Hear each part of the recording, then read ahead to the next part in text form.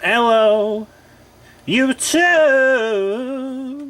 It's me, your boy B3, back with another kicking, yes, kicking action figure review. Today I have a figure I've wanted for a long time.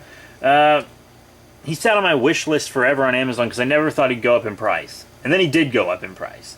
And then I got him off eBay loose for 25 bucks shipped, which is fine. You know, 20 for the figure, about 5 shipping. It's easily justifiable price for this guy. Especially since he's one of my favorite DC villains. And it is Superboy-Prime!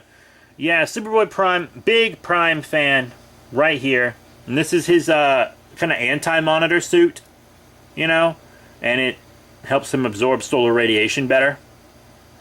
Pretty cool. I've read pretty much everything Superboy-Prime is in. I really like Superboy-Prime. Even just like obscure tie-in books, like the Blackest Night book he was in. Which didn't even matter as a tie-in. I love Superboy-Prime. He can be a whiny bitch sometimes, but I really like him. And I'm not sure if he's returned in DC Rebirth. I read DC Rebirth via trades, and I'm caught up on buying my trades, but I'm behind on reading my trades. Wah, wah. You know, I'm a busy guy. But, I hope he's returned, because I know the source wall broke, and I hope that has ushered in his return. But, I don't know. I'm talking about stuff that's probably outdated by the time I even get this review up. Who knows? But, yeah, he's from the All-Star Wave. Now, the All-Star Wave was a weird wave, because it didn't have a Collect and Connect, right? And it was between series, because there was a DC Universe Classics line, and it ended, and the DC Unlimited line started, but this was this weird single wave that came out between the two lines, called the All-Star Wave. And it had New 52 Batman and Superman first releases, Red Robin, my boy Tim Drake, which I should have got that Red Robin too, and this guy here. And I have the second release of the Batman, because they released the Batman and Superman again in DC Unlimited, but with metallic paint. And I have the metallic Batman, but I do have the All-Star Superman, which I have reviewed on this channel if you want to check it out. I don't know why you would. It's outdated now. Now we moved on to Rebirth Superman, who I've also reviewed figures of. But, Superboy Prime. This is actually one of Mattel's better figures, I think, because he's got so much going on, you know? Look at this. The anti-monitor armor goes all over him. He's got the tubes, you know? He's got his tattered cape.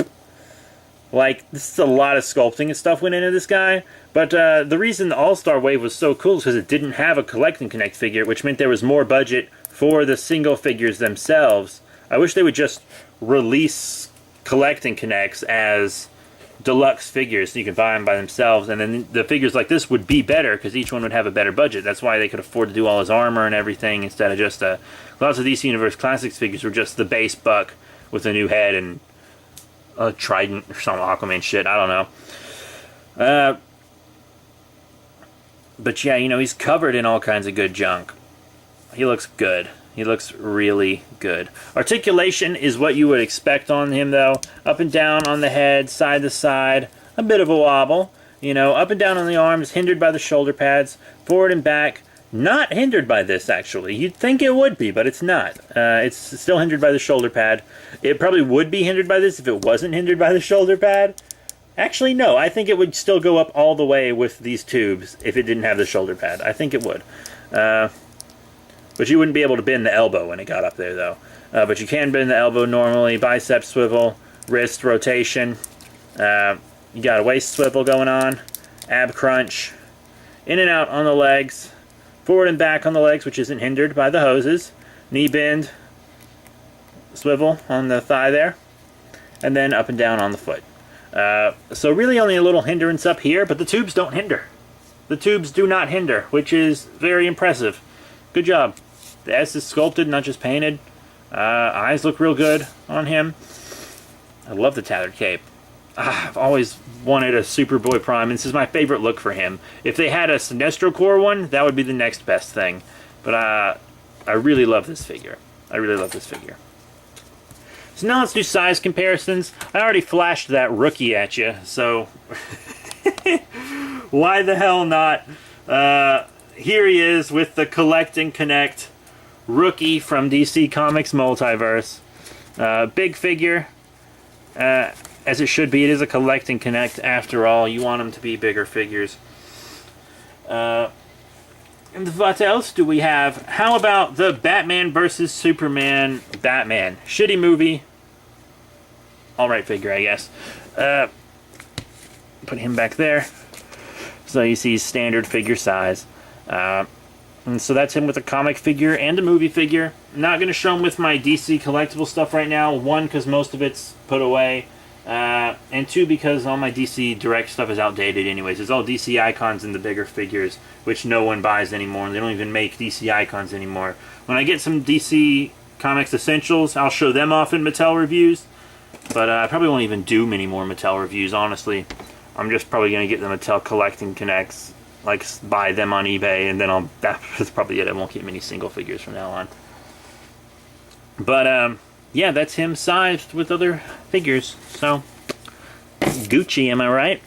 That's hella Gucci. Oh, so Gucci. Okay, so bringing him back in. Superboy-Prime, very cool figure. My final thoughts are he's exactly what I wanted him to be. He's exactly what I expected him to be, I guess, is a bit more accurate. He's a good figure. What you would expect from Mattel, articulation-wise, but detail, you know, the sculpt is better than usual because it has all this added stuff, extra stuff that they wouldn't have given us if he was in a line with a Build-A-Figure, a Collect and Connect. See, he looks good though, right? He looks good. I might have a bit of a bias towards the figure because I love the character so much, but I don't think so because it is a more impressive Mattel figure than usual. So was the Red Robin. So were that Batman and Superman when they came out. Because they didn't do a lot of throwaway sculpts like that. Like the Batman and Superman ones where they could use that sculpt once and then they couldn't do it again. Mattel doesn't do that a lot, or at least they didn't used to. They do it more now. But they didn't when these figures came out. They didn't do these like this. So that's it. Thank you all very much for your support. Remember to rate, comment, and subscribe. Check out all the cool links in the description below. Facebook, Twitter, etc. Next time, we're probably going to be doing something monster-related. The next 4 that I'm going to film are Yellow Ranger Zeo, Pink Ranger Zeo, This Island Earth Mutant, and Kaiser Belial. I don't know which of them they're going up first. Some of them might be up before this guy. Who the fuck knows? I sure don't, and it's my channel, so that's it. Thank you all once again, and I'll see you all later.